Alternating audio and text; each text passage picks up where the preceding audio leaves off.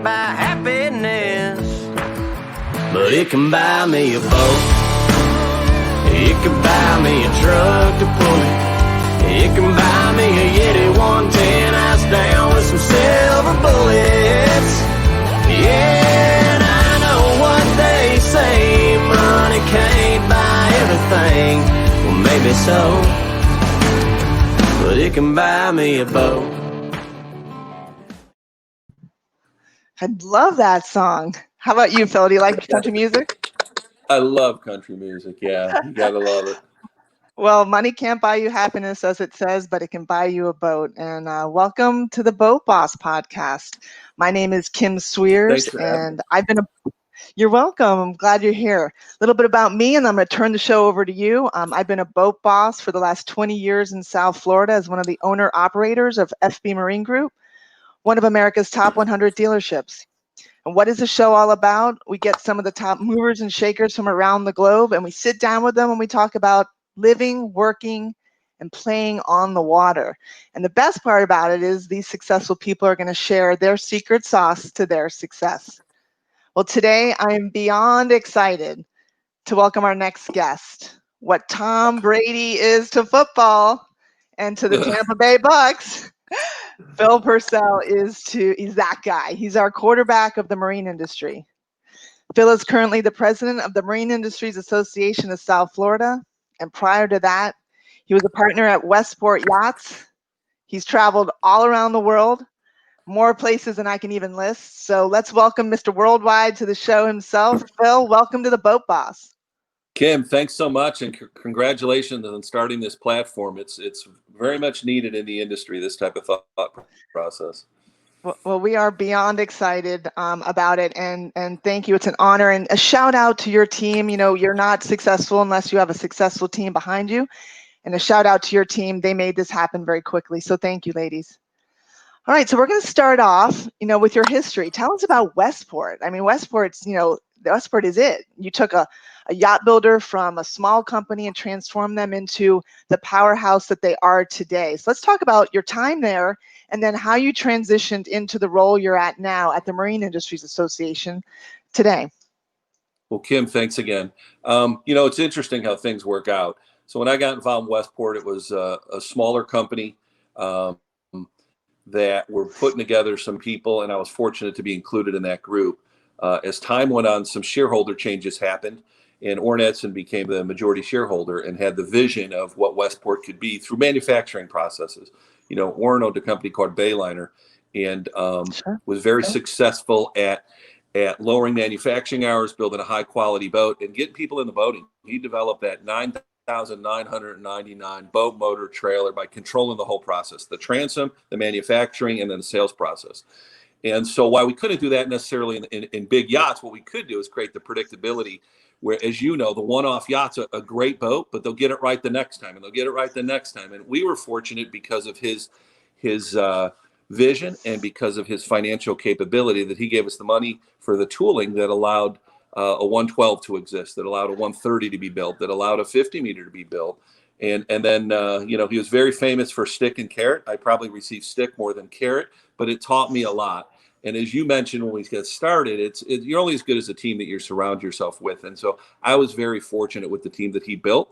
And because of that, we became the largest builder over 100 feet in North America, in the world also, and built a high quality product that to this day is still a leader in the industry and still visions of what tomorrow can be. Well, absolutely. I mean, they are it. They are the it brand. When you see them, the presence from, bow to stern, interior, exterior, performance-wise, Westport is it. So let's talk about your transitioning into the role you're at now. How did that happen? So I stepped away from, we had hired an M&A firm, a mergers and acquisition firm, to sell Westport. And we had a lot of different suitors. I stepped away from the brand. My partners bought me out, and ultimately the Schwest family stepped in as the new owners. And what a great marriage that is. They went from approximately 1,400 employees was our peak at Westport to joining a family of 20,000 employees. And equally important, they came from Navy background, oil and gas background in terms of shipbuilding and stuff. And ultimately they bought Bollinger Shipyard, which makes the the Coast Guard vessels, and we had built this GRC, this 43-meter patrol boat out of composite, and had campaigned it around the country to different agencies and around the globe too. We had introduced it to. So hopefully they'll take those technologies, and eventually our agencies, whether it's Coast Guard, Navy, whomever, will use some of the technologies that Westport pioneered. That's fantastic. So the Marine Industries Association, let's talk about why South Florida. Why South Florida has become the hub or the mecca center for the marine industry worldwide. Why do you think that is? Well, I think it's one of those amazing things that feels like it happened overnight, but it's been 60 plus 70 years in the making. And the association, it's 61 years old now this year, but in reality, it's really all the small businesses, Kim, like yourself, an AC guy, this guy that stepped up, did the right thing for boats. As you know, as materials have changed. It used to be wood, then it was aluminum and steel, and now largely composite, depending on the size that you build to. And so our proximity to the Bahamas, our proximity to the Caribbean, knowing that all the boats are out of the water pretty much in the north now, and so they're all moving south. And so we became known as this refit, repair, yachting capital of the world. But your brands are only as good as what you do, right? And the promises that you make. And we're fortunate that the people that are in our industry really care about the client, because we could lose everything. We could unfortunately lose a manufacturer, we can lose a yard, but there's one thing we can't lose as an industry, and that's the client. And so with people like yourself who believe in customer service that is the full thing. The sale's the easy part. It's that after sale that earns you that respect. Our industry earns that respect every day, whether it's a yard, a boat builder, a painter. Every day they earn that respect. No, I agree. My happy place is on the water. When I was diagnosed with cancer, that you said, my first thing was get on the water. And that's the best part about the marine business is you make people happy. And I love it every day. As I said, I'm a survivor, and the Marine Research Hub is, near and dear to my heart. It really, as a survivor, it's helping other people with other diseases, not just cancer. So I want to shed some light on that. Obviously, I know it very well, and the people in the industry know it. So let's share, if you could share, what is the Marine Research Hub? And let's talk about the diseases and everything that it's doing and the epic change it's bringing to us worldwide. So, if you think of technology and stuff, everyone will go Silicon Valley, right? If you think of stocks and bonds and things, you're going to go to New York, And so, what's Florida known for? Well, it was known for a mouse, which is wonderful. It's known for our industry, to people in our industry. And the mouse in Orlando is a wonderful thing, no takeaway from it. But the reality of it is, 71% of the earth is water, 29% is dirt. And we know more about the moon than we know about our oceans. And this, unless Elon Musk and a few other people have a way to move us all to another planet, we need to make sure this planet works. But more importantly, the benefits that reside under the oceans. So what we did is we started looking at the oceanographic, and we realized Florida rules the world. Here's this appendage that stands off North America, which is really the pier of North America. And the oceanographic research being done here at FAU, FIU, and NOVA, just to name a few. FAU, they killed pancreatic cancer in the lab with deep water sponges. Wow. FIU, Paul Allen's, a boater, came to the show. Unfortunately, he's passed, but his legacy lives on through his foundation. So we realize, and it too, when you come to that boat show, who comes on that campus over various days amongst the other 100,000 people. But the reality of it is all of them have family offices. And so how do we tap our relationship capital with those people? They're writing checks for clean water around the world and everything else. Why don't we turn them on to the opportunities that exist here, not only for cancer research, but a ton of other medicinal benefits that all these universities are doing. So we sat down, got together with the Greater Fort Lauderdale Alliance, Bob Swindell's group, and we started the Marine Research Hub.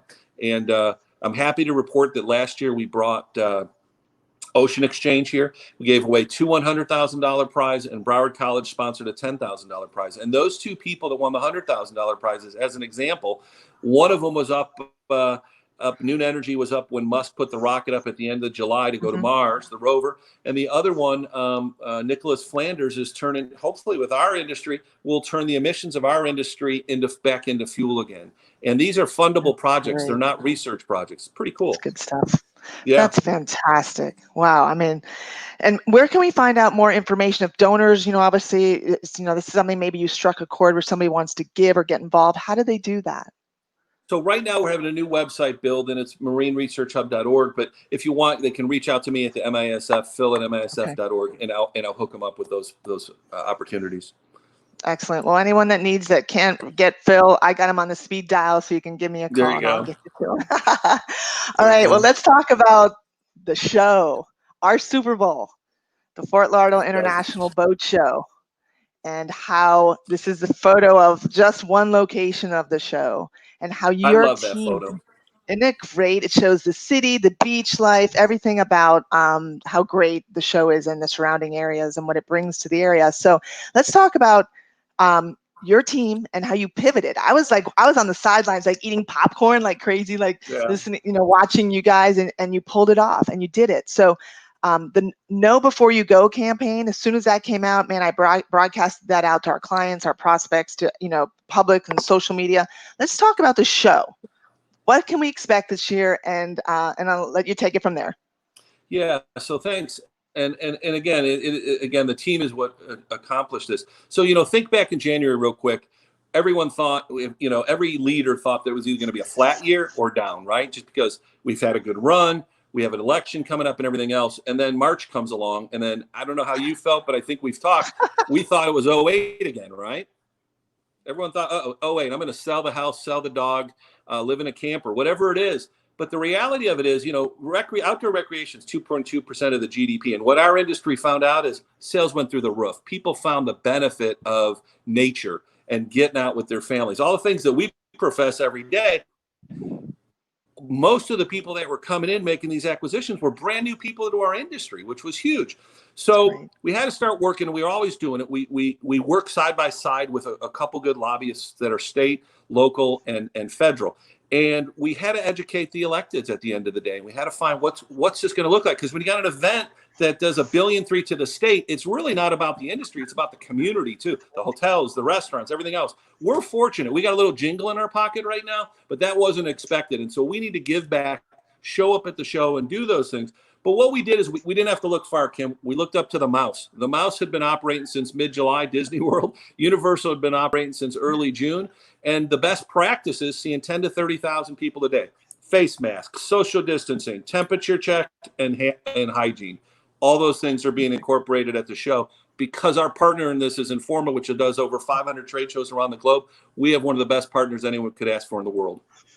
Well, that's fantastic. And I don't know, not too many people know, but Marine Industries Association of South Florida owns the Fort Lauderdale International Boat Show, which is the largest in-water boat show in the world, correct? Correct. And, out of this now this year, here's the real cool opportunities again. We developed that relationship with NBC that's hosted by Townsend Bell, Lee Diffie, and Will Christian. This year, it'll be an hour event on Sunday afternoon of the show, which is amazing. Lexus is the sponsor of the show this year. Our judges are John Staluppi, Lisa Perloff, who is the CEO of Celebrity Cruise, Ricky Carmichael, who's a world-class motocross guy, Matt Campbell, the CEO of the Panthers, and Craig Jackson of Bear Jackson Auctions for cars. We couldn't ask for a better group. That's fantastic. Well, I'm excited to see it. So you're shooting on Sundays and it's live, correct? They actually show up the Sunday before, shoot all week, and then Sunday will be the hour special. Okay, great. Tell us where we can buy tickets to the show. Online. Just go to flibs.com, and online it's, again, that's the cool thing about this. Our phones we'll know that the dashboard that Informa created, how many people are on campus every day, make sure that people are following the social distancing guidelines. And again, this is not just about our industry. It's about the community as a whole. Well, that's great. Well, you got your Boat Boss mask that I dropped off at your office, so I expect you to be wearing it. I'll be wearing 100%. I'll be wearing my Boat Boss mask, and I've got a few extras that I'll have at the show. Let's talk about the opportunity. I have a 14-year-old son, and I'm trying to urge him to be in the marine industry, whether it be working for the family business or going out doing something else. We talk about STEM. I think we made that up in our meeting that we had at NSU, where STEM is not just science, technology, electronics, I believe it stands for, and mathematics, or engineering, I should say. So it's STEM. But the last one is marine, so it's STEMM. And so share with the kids out there the opportunity that exists, and not just kids. You can get into the game late in life. Share with us the earnings potential and the opportunity that exists in our industry.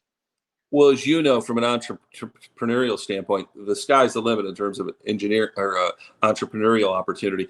But for the kids that want to get it, we own the blue collar industry. So we started the Yacht Apprenticeship program up at Atlantic Technical. And when you think of our industry, whether it's a welder, a painter, or this, it's the first ever Yacht Apprenticeship program in Florida. And these kids are the first year. Director, Marine Max, other companies have stepped up. Mm-hmm. The second year, we're going to double that. Broward College, the association helped start that, which is a marine technician program that, again, has a waiting list to get in it. So whether someone wants to work in the white collar side as a lawyer, an accountant in our industry, the blue collar side, or the entrepreneurial side, as you know, a person can go learn an HVAC skill, work for someone for a few years, buy a van, put their name on the side, and end up employing 4 or 5 people and having a 7-figure-year business. Our industry is one of those industries that, it competes with tourism in terms of size. And no disrespect to tourism, it's a wonderful industry. But our industry across the board pays family wages. They can go buy a house, a car, and send your kid to college and go on vacation. I agree. I mean, the young people that work for us, and in general, I've watched them grow from junior technicians to master technicians, and couldn't be prouder of their personal and professional development. So if you're interested in the boat business, reach out to Phil, reach out to myself. There's many people that you can talk to. We encourage you. I think I've kept you long enough. You have a lot of work to do. You have the boat show in about 2 weeks, but I want to give a shout out to Amy at Westport. Amy, we're praying for you. And I hope that you stay strong. I'm a survivor, and cancer has met her match, or his match, I should say, with you. You got this, girl. And I'd like to give a shout out to Intrepid. Thanks for hosting us on this boat today. You make a great product. Phil, thanks so much for your time. Signing off on the 2nd episode of the Boat Boss podcast. Have an epic day. Kim, thanks for having me. God bless. Take care.